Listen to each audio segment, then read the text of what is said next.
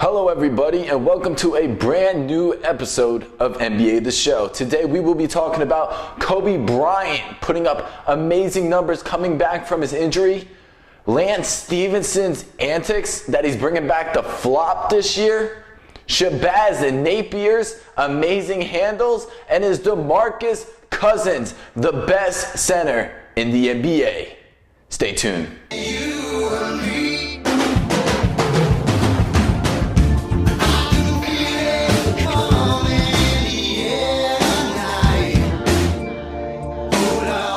We all saw Kobe go down just a year ago at 36 years old, coming back, becoming the league's top scorer. But that does come with a price to pay. Scoring over 27 points per game in 10 games so far this year, Kobe Bryant is putting up numbers from 2 to 3 years ago. After Julius Randle going down and Steve Nash pretty much gonna retire after injury, Kobe Bryant is by himself on this team. Nick Young, the shooting guard, is also out with an injury. So Kobe Bryant has to be the offensive load. Shooting just 37% from the field and 28% behind the three-point line is just awful. Kobe Bryant is now putting up 24 shots per game. That's more than LeBron James at 19 per game, and LeBron James is also putting up 27 points per game. Just 2 years ago, Kobe Bryant was dishing out over 6 assists a game. Now he's down to 4 assists a game. What does this tell you guys? Kobe Bryant is not passing more, he is shooting more. His percentages are way down from last year. Before Kobe was injured, he was shooting 46% from the field and 32% from behind the three-point line. As I just discussed the percentages before, he is not even close to the same percentages. Kobe Bryant might be back, but he is not back to the same numbers as which he used to be. And I can't blame him. Who's on his team that can score? Carlos Boozer does not make up for Pau Gasol. There is not one really good person who can catch and dribble and score. They're only catch and shoot players on the Lakers this year. Nick Young is set to come back for today's game. The 9-1 start is just awful for the Lakers, and hopefully Nick Young could bring in some scoring to bring this Lakers back, maybe to even 500. But in this West, it is so difficult to make the playoffs. Not even 500 will get you to the playoffs. Let's check out this video of Kobe Bryant playing the Warriors, putting up 34 shots and scoring 44 points. Let's check it out. Kobe teaming up with Shaq here, giving a little hug to big man Shaq, saying, you know, just hello to the game. Here you see Kobe Bryant with the jump shot, drops. And they're only really gonna show his highlights, not really gonna show him missing. But he is taking some difficult shots, and that's why we can see that he has a low percentage. You know, another mid-range free throw jumper, dropping. But even at 44 points, it's just not enough to beat these Warriors. Some nice passing to Jordan Hill right there. Kobe taking the ball up the floor. See, there's no real point guard. I mean, this is just run up and shoot. Little dribble drive, pick and roll, spin move, jumper, and actually didn't make it that one. Kobe Bryant getting in the lane again, just a little play-by-play on Andre Iguodala, knocking down the shot. Kobe Bryant, 3 under duress, knocks it down. As you can see, he's pretty much a jump shooter as of right now in his career. The drive game is not there as much, you know, back down, jump shot. But you can see all these, you know, I mean, yeah, he's making some shots, and yes, he is, but at his percentage, what, 34%? You know, it's not good enough. The flop king / antics is back. Lance Stephenson being on the Indiana Pacers, who bothered some with the Heat. LeBron, Dwayne Wade had a little bit of problem with. Larry Bird decided we don't want Lance Stephenson anymore. He told him to stop with the games. Lance Stephenson continued with the games. He later on went to the Charlotte Hornets, where reporters are saying that Lance Stephenson is one of the best shooting guards in the game. Are you kidding me? He's not even putting up 10 points per game. He was putting up over 14 points per game as an Indiana Pacer, and he wasn't even doing the main load. In Charlotte, he is playing more minutes than he played in Indiana. He is only shooting 40% from the field and 25% from the arc. This is not all-star numbers. There is 10, maybe even 20 other shooting guards who are putting up better numbers than Lance Stephenson. The only respect I have for Lance Stephenson's game is the fact that he's getting over 9 rebounds per game and over 5 assists per game, which is good numbers. But under 10 points per game, like I said, another 20 shooting guards putting up better numbers in the points per game production than Lance Stephenson. The shooting guard position needs to shoot and make it and be pretty much the highest point per game person on the team. Let's check out this video of Lance Stephenson doing some of his famous flops and famous antics moves on LeBron James or in general. And we'll see a video where he just smacks himself in the face. Let's check it out. Dude, what was that? Look at that. He just fell to the ground. It's like nobody even touched him. And he's just sitting there. He's like, oh, my mouth, I've been hit so hard, I can't get up.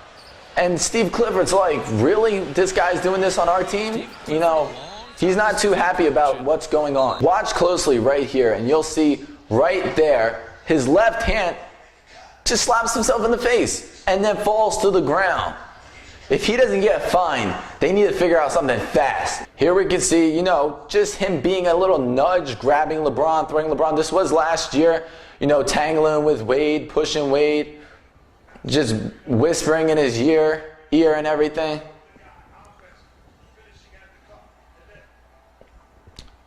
Just bumps into Wade here, no problem. And he's standing in the Heat's huddle. Are you kidding me? If I was the ref, I would throw him out of the game. He's telling him, go away. And here we see him guarding LeBron and blowing in his ear. How disgusting is that? This is why he got kicked off the team. Here we see Lance Stephenson get ejected, and you'll see why. I mean, look, Dwayne Wade did nothing here. It was Chalmers who touched him. He gets up, gets in Dwayne Wade's face, and says, what? And walks away. And watch Wade. He'll say, hey, wait a minute, that should be a T. The Heat team surrounds David Jones, and the official says, yes, that's right a T. Here says, what? And he's gone. He said what? Should he have been ejected? No, but he definitely needed a technical foul. He's just an absurd player. Let's just a free throw. And Dexter Pittman with the elbow right to Lance Stephenson's chops. Did he deserve this? Maybe. Pittman did get removed, but we'll watch this again. Let's zoom in a little so we can take a better look at this and look closely how bad he gets hit in the neck. He won't be doing the choke no more. Right here, bam! Right in the neck of Lance Stephenson. We'll show you one more time real fast before we take it down. Right, boom! And there's a little wink.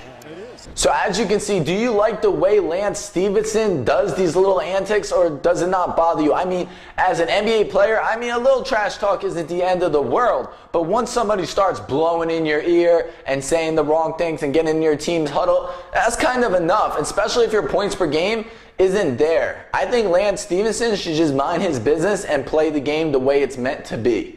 Let me know what you guys think. Rookie Shabazz Napier, who plays for the Miami Heat, who used to be on the UConn Huskies for 4 years, has some little handles, and we'll show you a little bit of videos of him, you know, crossing over a few players, and just a little shake and bake. Let's check out those videos. As you can see, that step back was lethal. He brought both the other 2 players on the Spurs. They really didn't get him. The step back and the jumper was great. This one, I didn't see as much as a fake. I just feel like Deron Williams just got a little bit of lost with his own player. But it was also great handles. Let's check it out as we'll replay. And you can really see his handles on this play. Only averaging 5.2 points per game in over 20 minutes per play. 1.5 turnovers a game. Shabazz isn't a great player yet. Do you feel he could be an elite point guard? I mean, his shot percentage is pretty good, and 46% as a rookie point guard isn't really that bad shooting. Seeing that he only attempts 4 shots per game, we can't really complain about only scoring 5 points per game. I can see if he was putting up Kobe's 24 shots a game, only getting 5 points, I would complain. But only 5 points for 4 shots, 44%, that's about right. Also, he's bringing a little bit of rebounding and assisting to the floor. At 2.8 rebounds per game and 2.5 assists per game, he's also being a facilitator and a rebounder. Since Mario Chalmers swung over to the shooting guard position, which he's now starting because of Dwayne Wade's hamstring injury, Shabazz has been getting main minutes at 20 minutes per game. That was more than Mario Chalmers or Norris Cole when they first came to the Miami Heat as point guards. Comparing to his UConn Husky days, Shabazz Napier was putting over 16 points per game, 6 rebounds, and 5 assists, which was really good, but he was playing max minutes as a UConn Husky. Also, he was there for 4 years. He was developing. Do I feel he's ready for the NBA? Not just yet. I mean, he is playing a big role for this Miami Heat team. I feel he still needs to develop. Let me know, guys, do you feel that Shabazz Napier can be an elite point guard in this league? Leave a comment below. Is Demarcus Cousins the best center in the NBA? We can debate about this all day. Is Dwight Howard better than Demarcus Cousins? Is Joakim Noah better than Demarcus Cousins? Let's break down the stats and talk about who these players really are. Let's just say Dwight Howard's been in the league for 10 years. Demarcus Cousins been in this league for 4 years. So I would say that Dwight Howard is at his prime and Demarcus Cousins is improving every year. 2 years straight, this being his second year, he is putting up over 20 points per game and 10 rebounds per game. Shooting 50%, not as much as Howard at around 56%. They are both putting up almost the same rebounds at 11.2 rebounds per game and Dwight Howard at 11.8 rebounds per game. Dwight Howard is only putting up 18.8 points per game this year compared to Demarcus Cousins' 22 points per game this year, and Demarcus Cousins is putting up 3 less minutes a game than Dwight Howard. Another big point is Demarcus Cousins this year is shooting 80% from the free throw line. Dwight Howard just over 45%. Hacka Howard? I think so. So you guys be the judge. Is Demarcus Cousins better than Dwight Howard and Joakim Noah? Guys, look at the stats. Look what they do for their team. They are both a dominant center on their team. They both play over 30 minutes per game. Let's check a little bit of highlights out of Demarcus Cousins, and you guys tell me how you really feel about Boogie Demarcus Cousins. Cousins to Derek Williams. What a gorgeous pass by Cousins. Now that is spectacular. Old Anderson. He went right around him like he was glued to the floor. Marcus is such a good passer. Great job, and Rudy with the dunk. Over to Cousins. Cousins with a power dunk. Starts with that. Have a 20-point lead, 74-54. Look at Cousins. Oh, if you don't like. Here's Lillard. It's crazy.